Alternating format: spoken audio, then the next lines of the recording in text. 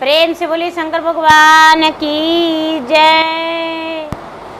शंभवे गुरुवे नमः, शंभवे गुरुवे नमः। सर्वमंगल मंगले सर्व शिवे साधिते, त्रंतके गौरी नारायणी नमस्तुते नमस्तुते नमस्तुते नमस्तुते। ओम ब्रह्मा ओम विष्णु ओम देवो ओम महेश्वर। तो प्रेम से बोली शंकर भगवान की जय। हर हर महादेव। देवों का देव महादेव जी के चरण में प्रणाम करती हूँ, मेरा प्रणाम स्वीकार हो। माता गौरी पार्वती के चरण में प्रणाम करती हूँ, मेरा प्रणाम स्वीकार हो। गणपति ललनमा के चरण में प्रणाम करती हूँ, मेरा प्रणाम स्वीकार हो। सब गुरु भैया बहना के चरण में प्रणाम करती हूँ, मेरा प्रणाम स्वीकार हो। साहब हरेंद्रानंद भैया के चरण में प्रणाम करती हूँ, नीलम दीदी के चरण में प्रणाम करती हूँ, माता और पिताजी के चरण में प्रणाम करती हूँ, मेरा प्रणाम स्वीकार हो। गुरु भाई बहना, मैं कथा सुनाने जा रही हूँ, इस कथा को पूरा सुनिए और रहस्य जानिए। आदि नहीं आदि सुनने में शिव गुरु का अपमान होती है, पूरा सुनने में ज्ञान होती है, इसलिए कथा को पूरा सुनिए और रहस्य जानिए। हर हर महादेव, घर घर महादेव। गुरु भाई बहना, एक राज्य में एक राजा रहा करते थे, राजा विपेंद्र। बड़े धर्मात्मा राजा थे। राजा साहब का कई रानियां थी। राजा का रानी जो थी उनका कोई गिनती नहीं था। राजा का रानी का कोई गिनती नहीं था, लेकिन राजा साहब का एक राज रानी थी, उनका नाम मंजरी था। राज रानी का नाम मंजरी था। राज रानी का कई रानी था। राजा साहब जो थे घोड़ा दौड़ाते हुए जाते थे, अपने राज्य में घूमते थे और राजा को समझ में आ जाता था कि ये बहुत सुंदर है। पहले का जमाना में लोग वही करते थे जो बड़े लोग रहते थे, कई शादियां करते थे, कई रानियां रहती थी। तो राजा जो थे विपेंद्र, वो कई रानी को अपने साथ रखते थे, लेकिन घंटा दोपहर बिताते थे, पूरी रात मंजरी के साथ बिताते थे। राजा का 101 रानियां थी, लेकिन संतान किसी को नहीं था। राजा निसंतान थे। राजा निसंतान थे। राजा संतान के याद भी नहीं करते थे कि राजा का मुझे संतान नहीं है। जो मंजरी थी भगवान के भक्त थी। मंजरी भगवान के भक्त थी, भगवान के पूजा पाठ करती थी। एक दिन के बात है कि मंजरी है जो दीदी, वो मंदिर गई और मंदिर में जो पूजा करने आए अपने बच्चे के साथ आए। कई लोग जो थे, किसी का साथ में बेटा, किसी का साथ में बेटी। मंजरी को लगा कि हे भगवान, मेरा ब्याह का तो 20 साल हो गया है, लेकिन मेरा एक को संतान नहीं है। और राजा साहब यही याद करते हैं कि बस मेरा योग रानी सुंदर कहाँ मिलेगी, और राजा ब्याह करके ले आते हैं। 101 रानियां पटरानियां है, लेकिन संतान तो किसी को नहीं है। गुरु भाई बहना, जो मंजरी है, मंजरी भगवान के सामने कहती है कि हे भगवान, मुझे संतान चाहिए। हे भगवान, मुझे यदि संतान हो जाता तो हम बड़ी खुश हो जाते, पूजा पाठ करते, चर्चा करवाते। जो मंजरी है घर आई और घरे आके अपने पति से कहती है, राजा विपेंद्र से, कि हे स्वामीनाथ,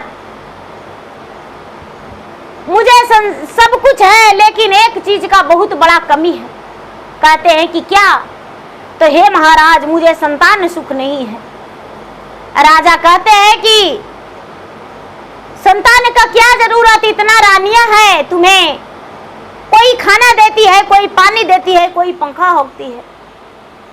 नहीं राजा साहब, मुझे संतान चाहिए। जिस स्त्री मां नहीं बनी वो स्त्री नहीं है। राजा कहते हैं कि तो ठीक है। संतान की प्राप्ति के लिए राजा ब्राह्मण को बुलाए कि क्या मेरे भाग्य में लिखा है कि नहीं। ब्राह्मण आए और कहने लगे कि राजा आप पुत्र यज्ञ करवाइए, और पुत्र यज्ञ करवाने के बाद हो सकता है कि आपका संतान होगा। तीर्थ धाम कीजिए, काशी नगरी, वृंदावन नगरी, गोखला, मथुरा, बद्री, प्रयाग, चारों धाम कीजिए, स्नान कीजिए। आप जो हैं अपवित्र हैं राजा, आप जो हैं अपवित्र हैं, आप एक दुष्ट राजा हैं, पापी राजा हैं। राजा कहते हैं कि मेरा शरीर अशुद्ध है, तो हाँ, आप जो है कई रानियों के साथ अपना समय व्यतीत करते हैं, पाप के कारण आपका संतान नहीं है। राजा जो है पुत्र यज्ञ करवाए, और पुत्र यज्ञ करवा के दीदी और रानी को लेके चले गए तीर्थ घूमने के लिए। नगर चारों धाम किए, काशी, अयोध्या, वृंदावन, गोखला, मथुरा, बद्रीनाथ, जितना हो सका वैष्णो देवी, कई तीर्थ धाम जो है दीदी जाके किए, और स्नान करके और राजा लौटे और ब्राह्मणों का दान दिए, कन्याकुमारी का भोजन करवाए। रानी जो है मंजरी बहुत पूजा पाठ की, तो मंजरी जो है गर्भवती रह गई। जब गर्भवती रह गई तो 2 से 3 महीना, 4 महीना बीता, तो मंजरी अपना पति से कहती है कि स्वामीनाथ, हम गर्भवती हैं, हम गर्भवती हैं। मंजरी को बात सुनकर राजा खुश हो गए कि चलो मेरा सफलता मिला, हम तीर्थ करवाए, पुत्र यज्ञ करवाए, तो मेरा आज खुशियां मिला, बारिश आने वाला है। गुरु भाई बहना, जब संतान की प्राप्ति के लिए कोई भी परिवार जानते हैं तो बड़ी खुश हो जाते हैं। राजा विपेंद्र भी बड़ी खुश हो गए, मंजरी को बड़ी सारी दाय दासी लगा दी। अब सारी रानियां जो है 101 रानी में एक रानी तो मंजरी थी, बड़ी रानी, महारानी, और बाकी 100 रानी का मन में अनबन चलने लगा, जिसमें 7 रानी माननीय मानी जाती थी। तो 6 रानी को इतना दुख हुआ कि 6 रानी का ओठ सूख गया और आपस में बात करती है कि हे रानी, हे बहन, यदि मंजरी का संतान हो जाएगा तो राजा सिर्फ मंजरी के हो जाएंगे, हम लोग का कोई मान सम्मान नहीं मिलेगा, घर के दासी के समान रहेंगे। कहती है कि बहन, ये तो बात सच्चे कहती हो, क्या करे तो ऐसा करो, कोई उपाय करो कि मंजरी को मार दिया जाए। गुरु भाई बहना, 6 रानियां जो थी मंजरी को मारने के लिए बहुत कोशिश की चाची दीदी, इतना कोशिश की, लेकिन कहते हैं राम ना बिगाड़ी जिनका, केहू का बिगाड़ी जी, राम ना बिगाड़ी जिनका, केहू का बिगाड़ी जी। ब्रह्मा ने लिखे अंक, विष्णु संहारी जी, शंकर विधाता बने, तीनों लोक के संहारी जी। राम ना बिगाड़ी जिनका, केहू का बिगाड़ी जी, राम ना बिगाड़ी जिनका। कहते हैं गुरु भाई बना कि जिनका राम नहीं बिगाड़ते उनका कोई नहीं। ब्रह्मा जी अंक लिख मार देते हैं, लेकिन विष्णु उसका संभाल के रखते हैं। शंकर बाबा तो विधाता है, वो तो तीनों लोक का रचयिता है, तो रचयिता है तो रचने वाले, उनका तो कहना ही नहीं। गुरु भाई बहना, अब क्या होता है, 4 महीना बीता, 6 महीना बीता, 7 महीना, जब 8वां महीना बीता, तो जब नहीं मरी 9वां महीना चढ़ गया। 9वां महीना जब चढ़ गया गुरु भाई बहना, तो 6 रानियां आपस में बात करती है कि देखो रानी तो नहीं मरी, लेकिन इसके लिए कुछ ना कुछ उपाय करना पड़ेगा। कहते हैं कि क्या? तो ऐसा है कि राज पुरोहित जी को हम लोग बुलाओ। राज पुरोहित जी को बुलवाए।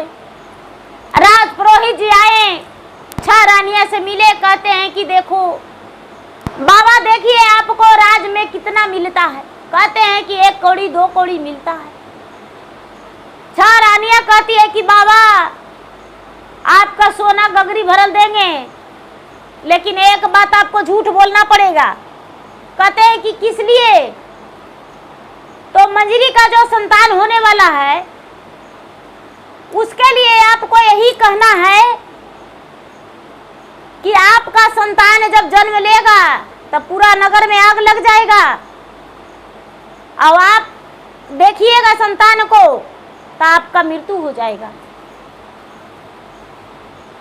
आपको राज दरबार में जाके राजा से बताना होगा। बोले कि ठीक है। 6 रानियां मिलकर दीदी राज पुरोहित को गगरी भरा हुआ सोना दे दी, रुपया पैसा दे दी। राज पुरोहित तो गदगद हो गए। राजसभा में जाके और राजा विपेंद्र के पास बैठ के अब बड़ा उदास हो गए। राजा विपेंद्र कहते हैं देखिए दीदी कभी ये सब भाव जाल में मत पड़िएगा, क्या बोलता है नहीं समझ में आता है। तो क्या कहते हैं कि देखिए चुपचाप हैं। राजा कहते हैं कि बाबा आप रोज आते थे तो खुशी आपके चेहरे पे रहता था, आज आप इतना उदास क्यों हैं? जो राज पुरोहित है आंख से आंसू टपकाने लगे, झूठी आंसू गिराने लगे। राजा कहते हैं कि बाबा आप रो क्यों रहे हैं? आखिर आपको क्या हुआ है, हमें बताइए। बड़े प्यार से राजा पूछते हैं। राज पुरोहित जो हैं व्यास मुनि पंडित, वो कहते हैं कि क्या बताऊं राजा साहब, कहने में मेरा कलेजा चकनाचूर हो रहा है, बड़ी दुख दर्द की बात है। राजा हमको नहीं बतावल पार लगेगा, हम नहीं बताएंगे। राजा को लगा कि अरे क्या बात है जो आप नहीं बताएंगे, हमें बताइए क्या बात है।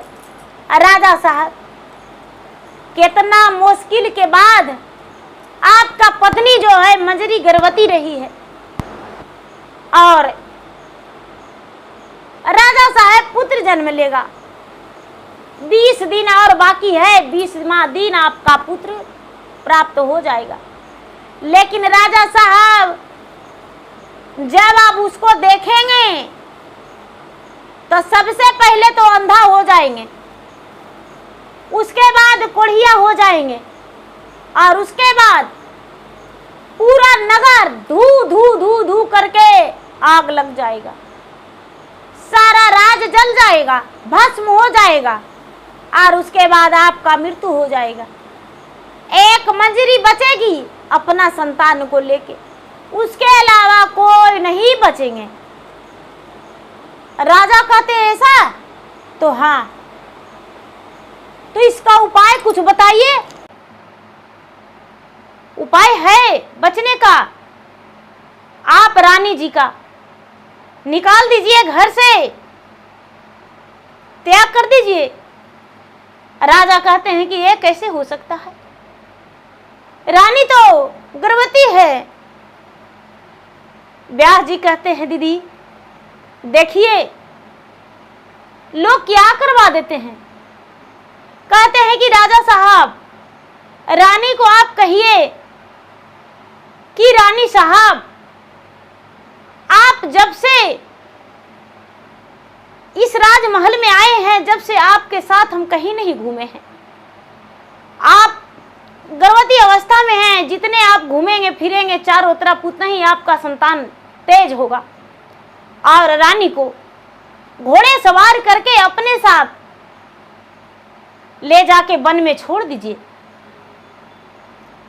राजा इस बात को सुनने में तनिक देर नहीं किए दीदी। राजा व्यास जी के बात अपने मन में बैठा लिए। और रानी मंजरी को छोड़ने का प्लान बना लिए। राजा उस समय से उदास हो गए, पूरी रात मंजरी के साथ बिताए और मंजरी से कहते हैं कि हे प्राण प्रिय, हे मेरे जीवन संगनी, आपके साथ तो कभी हम घूमे नहीं, हम तो अनेकों रानियां को लाने के लिए बस व्यस्त रह गए, अपने सुख समृद्धि के लिए व्यस्त रह गए। क्या आप मेरे साथ सवेरे चलेंगे घूमने के लिए? रानी कहती है, महाराज मैं तो गर्भवती अवस्था में हूं, कैसे जा सकती हूं? राजा कहते हैं कि रानी, यदि तुम नहीं जाओगी घूमने के लिए मेरे साथ तो अपना प्राण त्याग देंगे, हम अपना प्राण त्याग देंगे, हम बचेंगे नहीं, क्योंकि मेरा शौक है कि हम तुम्हारे साथ आज घूमूं। राजा की बात सुनकर, राजा विपेंद्र की बात सुनकर रानी मंजरी कहती है कि हे स्वामीनाथ, आपकी जैसी मर्जी। पति के लिए तो पत्नी अपना जान निछावर कर देती है, क्या आपके साथ मैं घूमने नहीं जा सकती हूं? अब बस से जाऊंगी। और राजा के साथ जाने के लिए तैयार हो गई।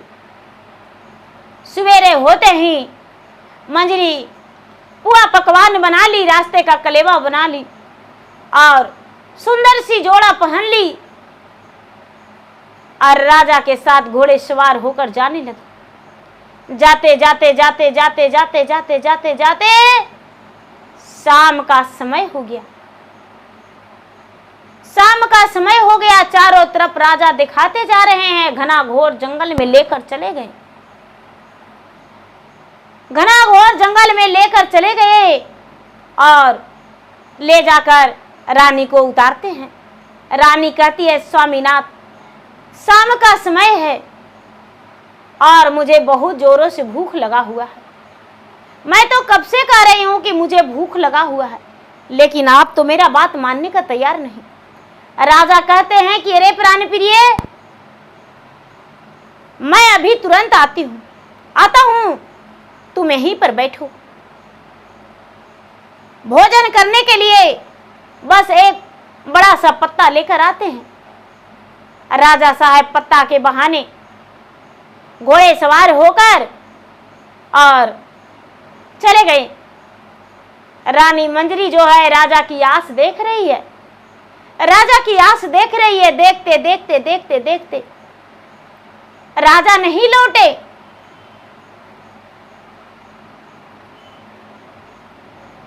राजा जब नहीं लौटे दीदी, तो मंजरी जो है भगवान से प्रार्थना करती है, भोलेनाथ से प्रार्थना करती है, माता भवानी से प्रार्थना करती है। नीत दिन करी माता तो रो पूजा न मायर तो रो पूजा न माजे मंगिया भराला सिंदूरा राखिया रे की। नीत दिन करी माता तो रो भजानी आयर तोहा रो भजानी आजी कलैया भराला चुड़िया राखिया रे की। नीत दिन लगई माता तोहा रो के भोगवाय रे तोहा रो के भोगवाजी स्वामी के अमरवा करी राखिया रे की। बानमा में घूरई माता नागा बानगिनी आयर नागा बानगिनी आजी ओ करो ये करी करी दी हन रे की। बानमा मेरा है माता बागा बाबगिनी आयर बागा बाबगिनी कन्या हो, ओ करो सवरिया करी ली हनरे की। पत्नी है, अपने पति के लंबे आयु के लिए माता भवानी से, भोलेनाथ से प्रार्थना करती है, लेकिन पति जो हैं वो दूसरे की बात में आकर क्या करते हैं, अपने पत्नी को त्याग करके चल जाते हैं। बेटियों में गई लई रामा घंटा, दोपहरी आया रे घंटा, दोपहरिया होई गए लई भोरे भीनु सारन रे की। नाहियो में पावई राजा के चहटावा, रे राजा के चहटावा हो, लवटी के राजा नाही आयलन रे की। गुरु भाई बहना, राजा की चहट मंजरी नहीं पाई, राजा लवट के नहीं आए। अब रानी सोचती है कि हे भगवान, राजा आखिर क्या मुझे त्याग करके चले गए, या तो राजा को शिकार कर गया, कोई मार दिया, समझ में नहीं आ रहा है। इतना दूर आ गए हैं, मुझे रास्ता भी समझ में नहीं आ रहा है। तभी रानी जो है रोते रोते पूरा समय बिता दी, रास्ते में लौट रही थी। अब शंकर भगवान कहते हैं कि अब तो इसका जान का खतरा है, धीरे धीरे यदि घर भी चल जाएगी तो इसका बचने का कोई उपाय नहीं। अब एक भिखारी के रूप धर के शंकर भगवान कहते हैं कि अरे बेटी पुत्री, तू कहाँ जा रही हो और तुम कौन हो? बाबा, मैं रानी मंजरी हूं और मेरे पति मुझे बोले कि आ रहे हैं एक बड़ा सा पत्ता लेकर, थल तो लाए नहीं भोजन करने के लिए, और उसके बाद कहाँ चले गए नहीं पता। कहते हैं बाबा कि अरे राजा दीपेंद्र था। हाँ, अरे पुत्री, मैं तो रमता जोगी बहता पानी हूं। मैं भीछा जब मांगने गया था, रात्रि हो चुका था, राजा घोड़े सवार होकर लौट रहे थे अपने नगर को, और राम राम करते करते मैं नगर से निकल रही थी। मंजरी बात सुनकर सीने पर पत्थर धर के कहते हैं हे भगवान, अब मैं क्या करूं?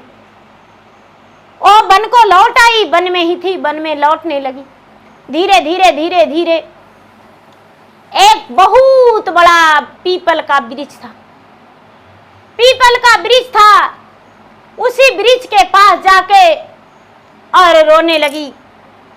रोते उसको लगता है कि हे भगवान, रोने से कोई फायदा नहीं।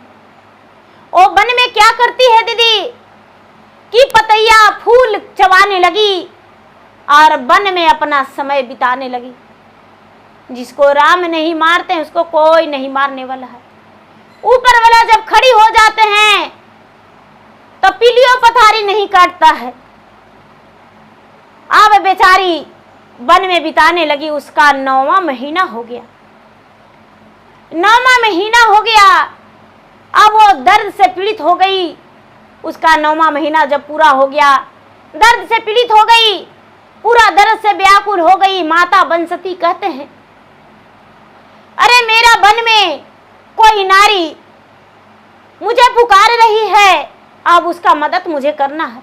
माता बंसती उसके पास जाते हैं। अरे तू कौन हो और वन में क्यों इतना रो रही हो? रानी मंजरी कहती है क्या बताऊं माता, मेरा कोई नहीं है और मैं प्रसव पीड़ा से व्याकुल हूं। माता बंसती उसकी मदद करते हैं। उसका ओद्र से एक संतान जन्म लेता है। संतान को पाकर मंजरी बड़ी प्रसन्न हो जाती है। अपना साड़ी को फाड़ के रानी मंजरी अपना बच्चे को लपट देती है। अब सोचती है कि मैं तो बेवस्त्र हो गई। अब उसी जंगल में, उसी वृक्ष के मोटे डाल पर रहने लगी। पत्तियां चिबाती और बच्चे का पालन पोषण करने लगी। धीरे धीरे समय बीत रहा है। क्या जाड़ा, क्या बरसात, क्या गर्मी वन में बिता रही है। एक दिन उसी वन में एक राजा शिकार को गए।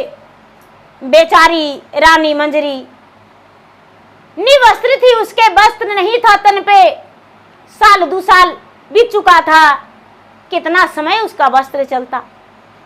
राजा जो है अपने तीर कमान साध दिए मंजरी पर। गोद में बच्चा लेकर मंजरी थरथर कांप रही है। राजा जो है सोचते हैं कि लगता है कि कोई जानवर है, जानवर समझ के और राजा तीर कमान साध दिए। मंजरी हाथ जोड़ती है, हाथ तोर जोड़ी कुम्मर घोड़ा, तोर पारी अयर घोड़ा, तोर पारी अय जी, सुनिला ना बचन मारन रे की। तेरी आकमनवा राजा तो मत चलाई हायर, तो मत चलाई है जी, मोर गोदे बबुआ नंदे लालन रे की। हमारे परनमा जई है बाबू, कैसे राही है अरे बाबू, कैसे राही है जी, अपना बनमा रोकी ले हुनरे की। राजा कहते हैं, अरे जो रानी बेचारी मंजरी कहती है कि हे राजन, हे कुंवर, आप बाण अपना रोक लीजिए। मैं मनुष्य हूं, मैं मानव हूं, मैं कोई जानवर नहीं हूं, मुझ पे बाण मत चलाइए। मेरा गोद में एक पुत्र है, हम मर जाएंगे तो मेरा पुत्र कैसे रहेगा। राजा जो हैं, राजा कहते हैं जो शिकार खेलने के लिए गए थे, कहते हैं किया में हो तू होता, बास दूता वायर होता, बास दूता वाजी, किया हो तो हो परिसत वर तिरे की। तानी साचे हरवा सुंदर हामा, राधे खावा हुअर हामा, राधे खावा हु जी, भैया बहिन के नतवारा खबरे की। गुरु भाई बहना जो राजा है, राजा कहते हैं, राजा विजयमल का राजा कुंवर विजयमल कहते हैं कि हे सुंदरी, अपना थोड़ा सा सूरत दिखा दो, भाई बहन के नाता रखेंगे और नीचे आ जाओ। बेचारी कहती है कि भैया मेरे तन पर वस्त्र नहीं है और मैं कोई ऊत भूत नहीं हूं, मैं एक पतिव्रता नारी हूं, मैं मंजरी हूं। अरे जो राजा हैं 12 गज के पगड़ी पहले रखते थे दीदी, 12 गज के पगड़ी अपना मंजरी पर फेंक दिए। मंजरी जो है अपना तन ढक के और धीरे धीरे ब्रिज से नीचे आ गई, ब्रिज से नीचे आ गई और राजा विजयमल के पांव में चरण में स्पर्श करके कहती है कि भैया मैं समय के मारा हूं, मुझे समझ में नहीं आता है मेरा कहाँ घर है, कौन परिवार है, और मैं अपना मैके या ससुराल जा रही थी, मुझे डोली कहार से यहाँ वन में छोड़ दिया और मुझे समझ में नहीं आया। अब तो मुझे ये भी नहीं पता कि मेरा कहाँ मैका कहाँ ससुराल है, मेरा पति का नाम क्या है, मुझे समझ में नहीं आया और मैं इसी वन में रह गई। 1 दिन का गर्भवती, 2 दिन का गर्भवती या तो महीना दिन का गर्भवती मेरा बच्चा था। धीरे धीरे समय बीता और 9 महीना पूरा हुआ, बच्चा जन्म ले लिया है, 2-3 साल का मेरा बच्चा भी हो गया।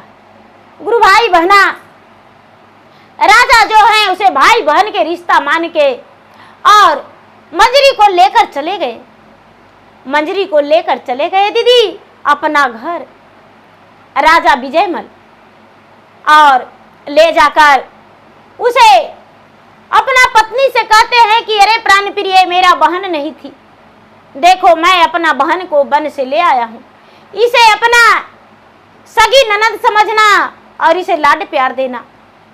विजय की पत्नी सुभद्रा मंजरी से बहुत प्यार करने लगी। अब दोनों बड़ी प्रेम से रहने लगी। जब से मंजरी गई, मंजरी शिव भक्त थी, माता दुर्गा के सेवक थी। जब से मंजरी विजयमल के घर गई, जब से उसके घर में दिन दोगुना रात चौगुना आमदनी होने लगा, कारोबार का दुगना हो गया, बिजनेस सब धन संपत्ति दुगना हो गया। अब उनके घर में कुशल पूर्वक सारी परिवार रहने लगे। उनकी पत्नी और खुश हो गई। विजयमल का कोई संतान नहीं था, वो भी उनका पत्नी गर्भवती हो गई। इसका जाते ही पांव रखते 4-8 दिन के बाद वो गर्भवती हो गई। अब तो विजयमल और इसको मान सम्मान देने लगे। धीरे धीरे उनके घर में बड़े होने लगे। धीरे धीरे समय बीतता गया, समय बीतता गया। मंजरी तो जान रही थी राजा विपेंद्र का मैं पत्नी हूं। बस यहाँ से थोड़ी दूर मेरे पति का घर पड़ता है, 10 से 15 कोस दूरी में। गुरु भाई बहना, जो मंजरी का बेटा है वो 12 बरस के, 14 बरस, 15 बरस, 16 बरस का जब हो गया, जवान हो गया, पढ़ लिख का विद्वान हो गया। उसके राजा जो थे, राजा विजयमल, बहुत अच्छे से पढ़ाई लिखाई किए, करवाए, अच्छा शिक्षा दिलवाए गुरु जी के पास। बड़ा बुद्धिमान हुआ, बड़ा तेज हुआ। तो उसके जो पिता थे राजा विपेंद्र, उनके राज्य पर दूसरा राजा चढ़ाई कर लिया। दूसरे राजा चढ़ाई कर लिया, सारा सेना बंधक बन गए। पूरे प्रजा का कारागार में बंद कर दिया। राजा विपेंद्र को हाथ पांव बांध के बंदी बना के और राज पर कब्जा कर लिया।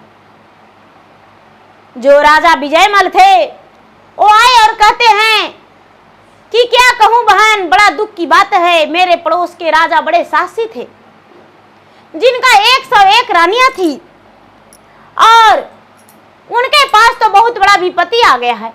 मंजरी का कलेजा दहलने लगा। हे भगवान, ये तो मेरे पति हैं। क्या बात है भैया, क्या हुआ उस राजा को? अरे वो तो निसंतान है, उनका कोई संतान भी नहीं। लेकिन दूसरे राजा चढ़ाई कर लिया है। दूसरे राजा को बंधक बना लिया है और सब सेना को बंधक बना के कारागार में भर दिया है। उनकी सारी रानियां को, सबको अपने घर राजा लेकर चला गया है, राज अपना लिया है। पूरे प्रजा जो है, कितने प्रजे मारे गए।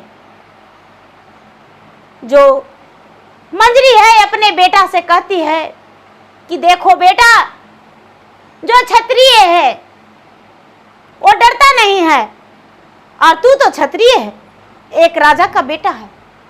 जाओ राजा विपेंद्र का मदद करो। तुम तो गुरु ज्ञान लिया हो, तुम्हें तो हर शिक्षा भगवान ने दिए हैं। और इतना कह के माता रानी के मंदिर चल जाती है। मंदिर में जाके प्रार्थना करती है। माता जगत जननी जो है प्रचंड हो जाते हैं और प्रचंड होके कहते हैं कि पुत्री, अपने पुत्र के भेज दो युद्ध के लिए, तुम्हारे पुत्र के हम साथ हैं। माता जगत जननी, भगवान भोलेनाथ सब प्रचंड होके आशीर्वाद देते हैं और मंजरी का बेटा जो है अपने पिता के राज्य में चला जाता है दीदी, और जाके लड़ाई करता है, पूरे को पराजित कर देता है। पराजित करके, लड़ाई लड़के पराजित करके और विजय प्राप्त कर लेता है। राजा जो बंधक बने थे उनको छुड़ा के और राजमहल में ले आता है। जो रानियां थी 100 रानियां, सबको आजाद कर देता है। सब सेना थे, सबको आजाद कर देता है।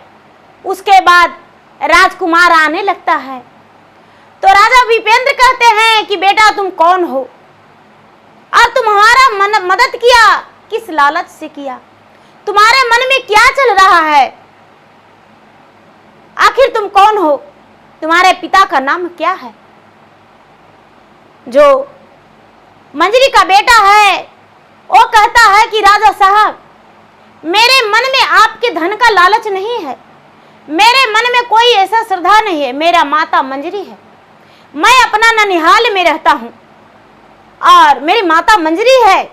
मेरे पिता का नाम तो पता नहीं, शायद मेरे पिता कहाँ रहते हैं मैं अपने पिता के बारे में मैं अपने माता से कभी पूछा भी नहीं।